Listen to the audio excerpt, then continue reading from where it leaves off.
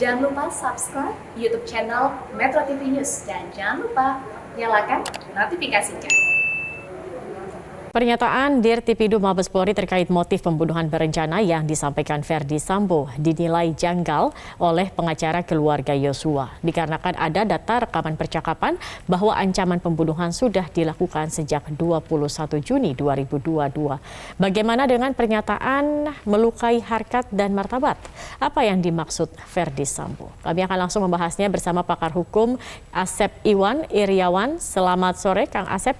Kang Asep, koordinator IPW Mas Sugeng Teguh Santoso dalam program kontroversi semalam mengaku heran mengapa polisi terkesan sangat mengutamakan keterangan tersangka dalam kasus pembunuhan berencana ini. Ini masih baru berupa keterangan begitu ya, belum didalami tetapi kemudian sudah disampaikan ke masyarakat. Padahal tersangka itu memiliki hak ingkar, artinya sangat mungkin tersangka mengingkari fakta.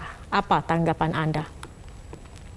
Pertama kan ini penyidikan itu kan serangkaian tindakan pengumpulan ya, alat bukti, barang bukti untuk menemukan tersangka. Dengan pengumpulan kemarin, terakhir kita ketemulah tersangkanya.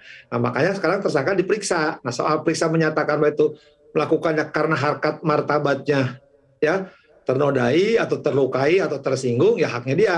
Harkat martabat kan tiap orang berbeda-beda gitu kan. Harkat martabat itu kan harga dirinya lah gitu kan, kehormatan dirinya lah gitu, merasa terinjak gitu atau ternodai dan sebagainya. Tapi kembali soal harkat martabat tadi, merasa diinjak atau merasa dinodai atau merasa direndahkan, ya ukurannya kan itu subjektif. Hukum itu kan nggak bicara harkat martabat. Harkat martabat itu gini ya, ada di dalam bahasa hukum, kalau orang dibebaskan, diangkat harkatnya martabatnya kembali gitu kan, jadi dikembalikan haknya, kehormatannya kembali. Atau juga kebaliknya, kalau orang menghina depan umum ya, merendahkan dirinya, lah itu telah merusak harkat martabat gitu. Tapi itu deliknya delik aduan gitu. Tapi sekali lagi, ketika sekarang ada pemeriksaan kepada tersangka, didengar ke tersangka dan diumumkan, ini kan mungkin bentuk transparansi keinginan publik sejauh mana penyidik memeriksa tersangka. Nah, ketika tersangka menyampaikan motif gitu kan, entah itu karena harga dirinya, harkat martabatnya tadi ternodai atau diinjak atau dirasa direndahkan, maka yang bersangkutan melakukan tindakan. Tapi kembali lagi kan, ketika harkat martabat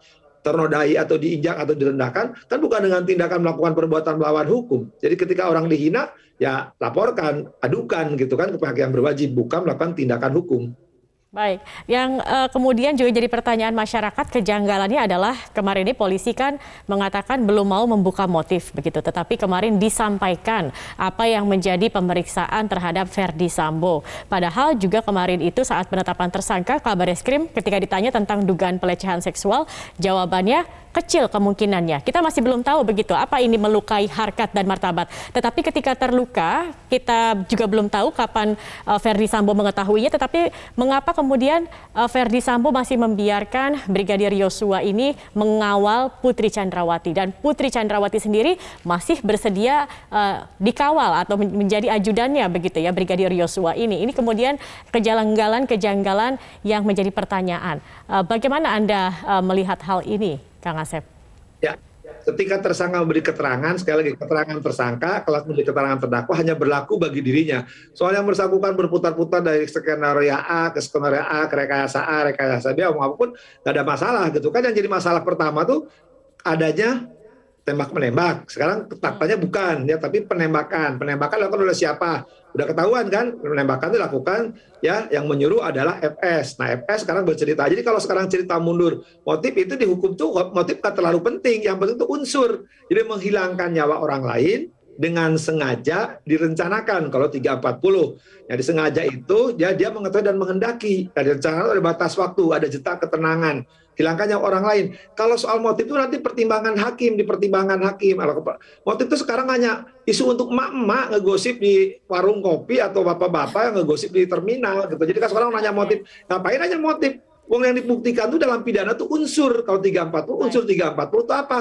tadi siapa orangnya, oh dia pelakunya, oh dia yang menyuruh, oh dia yang membantu. Oke. Kenapa? Sengaja. Nah, sengaja kenapa? Oh dia mengetahui, dia menghendaki akibatnya. Oh direncanakan ada jeda waktu. Ya, apa yang direncanakan? Menghilangkan nyawa.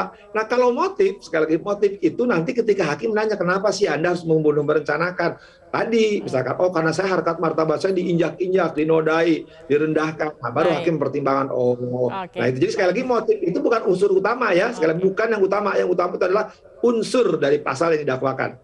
Oke, baik. Berarti tindakannya yang lebih dilihat di ketimbang motifnya, karena motif ini lebih nanti untuk di pengadilan begitu ya, Kang Asep ya. Baik, Kang Asep, terima kasih sudah bergabung bersama kami, pakar hukum pidana Asep Iwan Iryawan sudah bergabung bersama kami di Metro hari ini. Terima kasih, selamat sore.